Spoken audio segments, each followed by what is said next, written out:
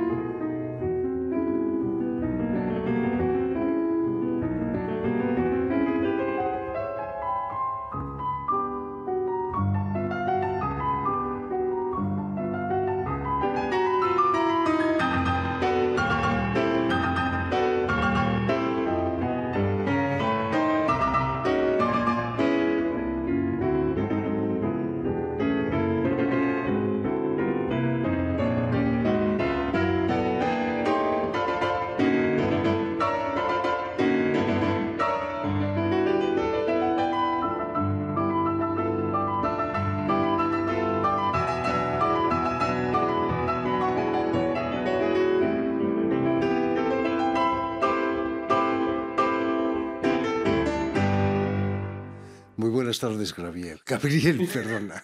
Bienvenido de nuevo a Radio Francia Internacional. Muchas gracias, Jordi.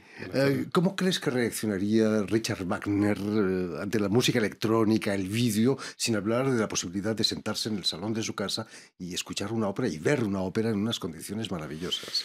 Yo creo que estaría encantado, pero yo digo esto precisamente porque yo mismo estoy encantado de poder hacerlo porque yo quiero trabajar en este sentido.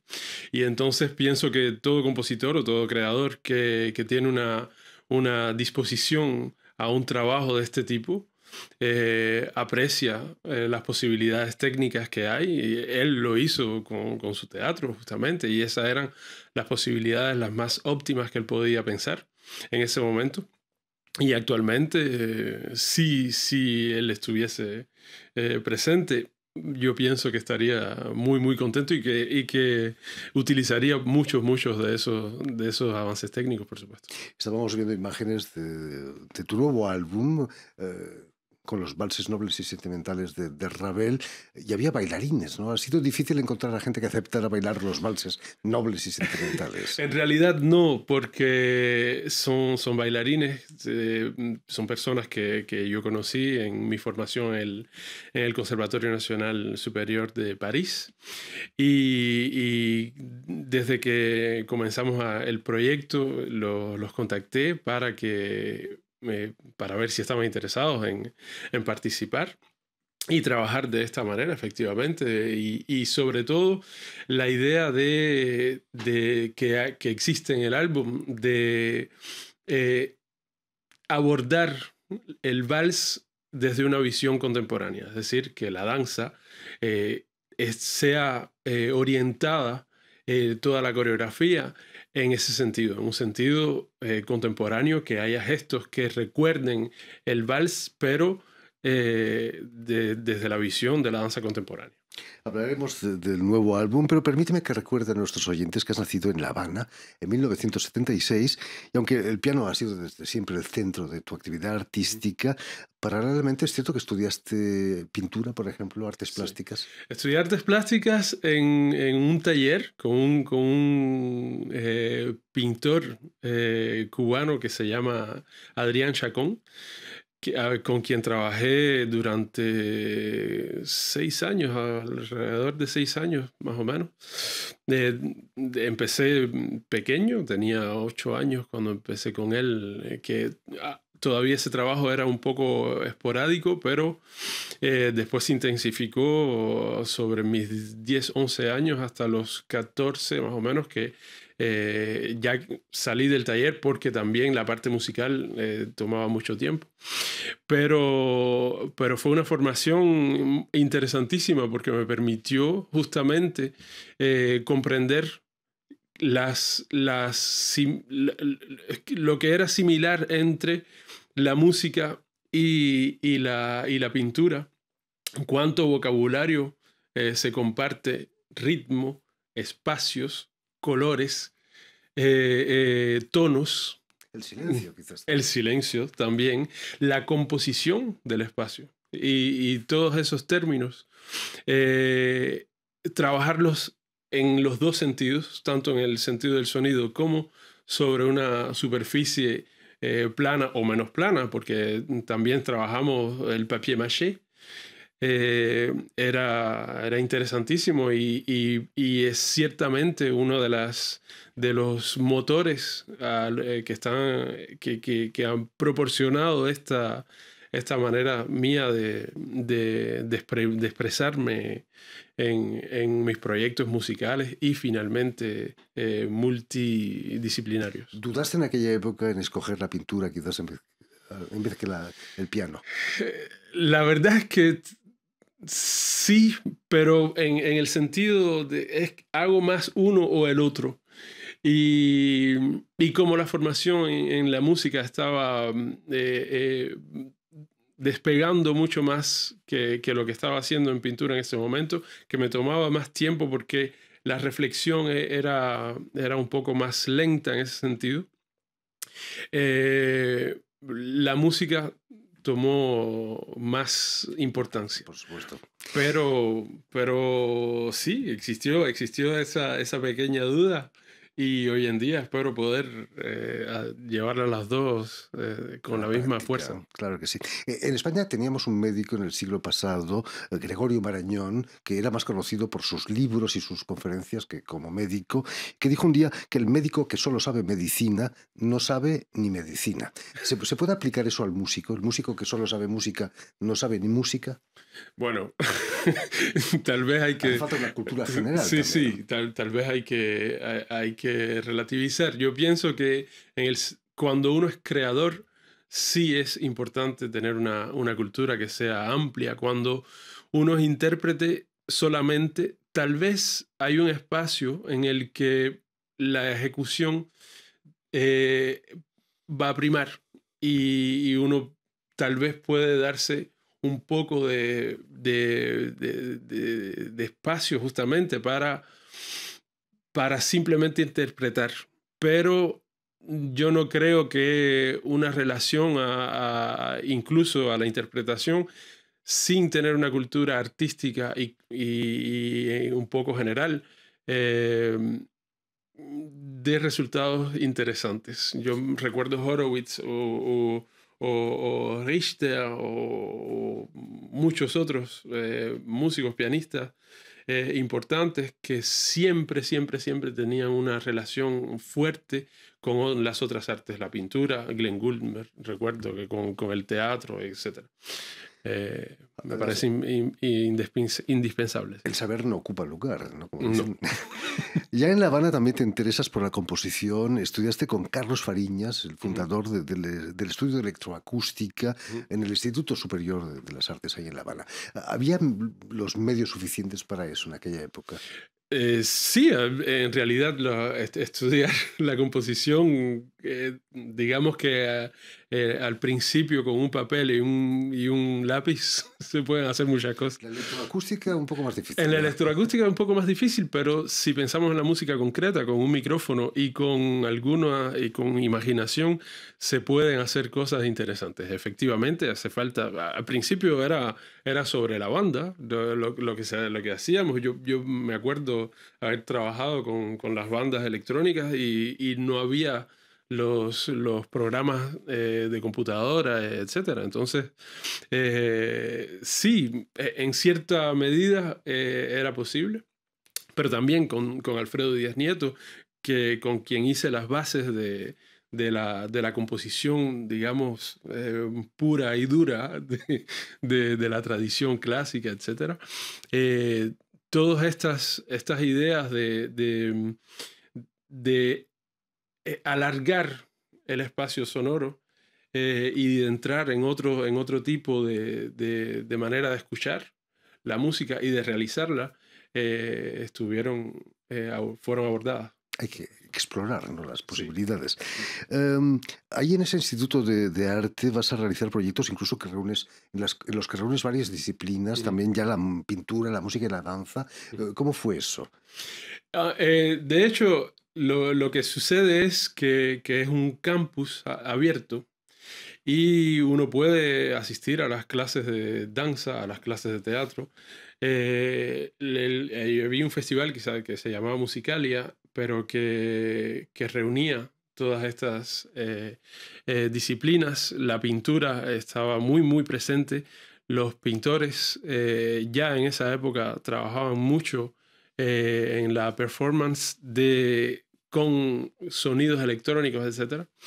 Y eso nos permitía tener una dinámica que se refleja hoy en lo que estoy haciendo. Es un hecho que esa formación y ese tipo de contacto, es decir, un espacio de enseñanza en el que justamente todas las artes se conjugan, crea una forma de pensamiento y sobre todo una voluntad de realizar el arte que uno quiere hacer, la música, la pintura, lo que sea, de esta manera, de una manera un poco más transversal. Vas a venir a Francia a continuar tus estudios en el Conservatorio Nacional de Música y Danza. ¿No se te ocurrió inscribirte en danza, quizás? No, ya No. está. Estaba pasado. Sí bailaba mucho antes, pero no lo hice. Hiciste piano, ¿no?, naturalmente. Sí, sí. Y ahí vas a obtener el primer premio, un gran premio en el máster que haces allí. Fue importante para ti. Sí, la entrada fue determinante porque gané el premio Blüthner y fue un apoyo indispensable para comenzar en Europa y realizar también una cierta proeza de que lo vean a uno y que sigan lo que uno está haciendo. Fue efectivamente muy importante. Porque nos contabas que vienes a Francia porque una pareja te escuchó tocar ahí en La Habana, una pareja de franceses, Ujú. y te Sí, invitó. expatriados que me invitaron efectivamente y que me ayudaron en eso y que me ayudan hoy en día justamente también con toda siguen el trabajo que estoy haciendo y que hacen también dan su parte de apoyo a lo que está sucediendo hoy en día y sobre todo con estos discos que proponen esta digamos, transversalidad en el arte. No, aquí en Francia no has olvidado la música cubana. Leucona sigue siendo tu compositor fetiche, seguramente, ¿no? No fetiche, pero sí, toco mucha música de Leucona también. La presento hace unos meses. Preparé una emisión de radio en France Musique, en la que se hacía todo un periplo de la música cubana con Marcel Quilleveret. Y efectivamente, sí, sigue siendo un punto de retorno y también una fuente de inspiración y una base de trabajo importante.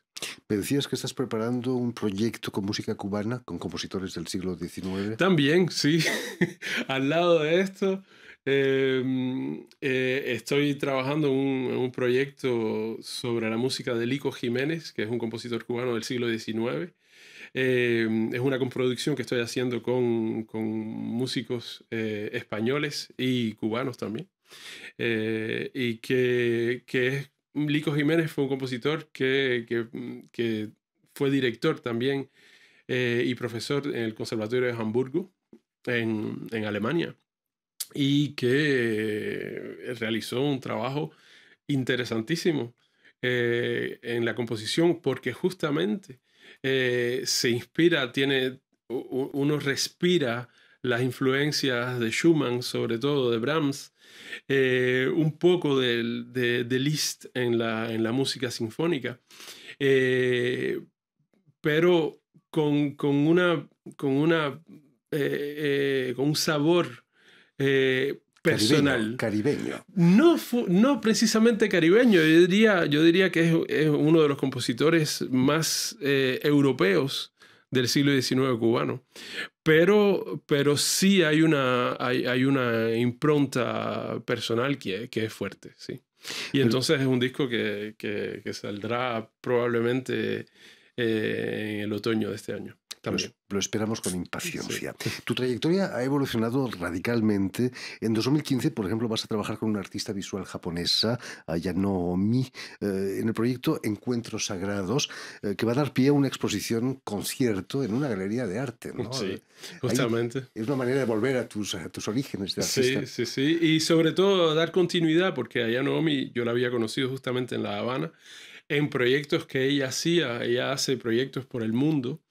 Ella se integra en las comunidades de los países a donde va para justamente impregnarse de la cultura, de cómo se hace el arte en esos lugares. Y entonces crea tótems, justamente esas figuras que permiten eh, eh, eh, ¿cómo decir? Hacer un puente entre lo Sí, terrenal y hacer los... físicas las espiritualidades de los lugares donde ella va. Estamos viendo precisamente la imagen Justamente, de uno de esos justamente. tótems en tu disco sobre Sí, Ginastera, sí. ¿no? Y ilustramos entonces los discos.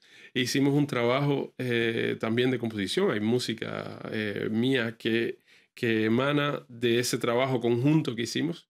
Y los tótems que ella realizó fueron obras que nacían justamente de los sonidos también que yo avanzaba. Fascinante. Entonces, Volviendo al álbum que acabas de publicar, In the Piano Chamber, ujú. que se podría traducir como en la habitación En la habitación del del piano. piano. ¿Qué hay en tu habitación del piano? En la habitación del piano hay sobre todo En tu una... habitación, ¿eh? Hablaremos del álbum, Sí, pero sí. En la mía propia, hay pianos. varios. Sí, hay dos pianos, pero uno chiquitico. Hay sintetizadores, hay controladores de sonido, hay cartas de sonido, tarjetas de sonido para investigar, hay amplificadores, hay muchas partituras. Los Eso, valses nobles y sentimentales, imagino. los valses nobles y sentimentales, y también las partituras de estas compositoras que aparecen en este disco, que son excepcionales, Eve Beglarian y Karen Tanaka, japonesa, Karen Tanaka, Eve Beglarian americana, que son compositoras que hacen un eco enorme al trabajo que yo estoy haciendo, porque justamente tienen una diversidad en la manera de escribir y también de presentar su música. Hacen también muchos performances, trabajan con pianistas. Karen Tanaka escribió estos estudios Techno Etude para una pianista que hace performance muy interesantes en Japón y en los Países Bajos también. Y sobre todo esas partituras que uno no escucha mucho. Son para mí una necesidad, es una necesidad para mí de presentar esa diversidad en la creación musical de hoy en día. Además, en el disco hay obras de un gran compositor cubano, Gabriel Urgel Reyes, y sus preludios nominales se pueden emparentar con los preludios de Shostakovich quizás, o los de Bach, yendo mucho más lejos. Tal vez sí, pero en realidad haber escogido Ravel no fue un azar, porque mis preludios nominales yo los hice a partir justamente de las nociones danzarias en la música. Y como son nociones danzarias trabajadas, estilizadas, y yo había trabajado los valses de Ravel, me parecía importante hacer este paralelo, que además hace el paralelo entre el principio del siglo XX y el principio del siglo XXI. Es decir, las dos obras, sin que al principio fuesen trabajadas una con respecto a la otra, preguntan cómo hacemos evolucionar la danza, lo que consideramos tradicional, lo que consideramos clásico, y es cierto en el caso de Ravel, que hace unos valses que efectivamente son valses, pero que van a otro, proponen otros espacios musicales también y otra manera de pensarlos y de escucharlos. Y lo mismo yo con el son, con la música de América Latina, etcétera, que está. Pero bueno, mis preludios nominales son homenajes a compositores de muchos lugares también. Hablando de baile, la gente puede pensar que hay música techno en tu disco. Son las compositores, los techno estudios de la japonesa Karen Tanaka, ¿no? Sí. Que tienen mucho ritmo también. Es música techno totalmente. Y es una de las premisas del disco, es decir, que la música clásica en el siglo XXI vive tanto porque sabe inspirarse de la música popular, como ha sido el caso en la historia de la música. Unas influyen a las otras. Yo no pienso que haya una pecera en la que se pueda meter la música clásica y dejar las músicas populares fuera. Son espacios conexos que funcionan y que viven los unos de los otros.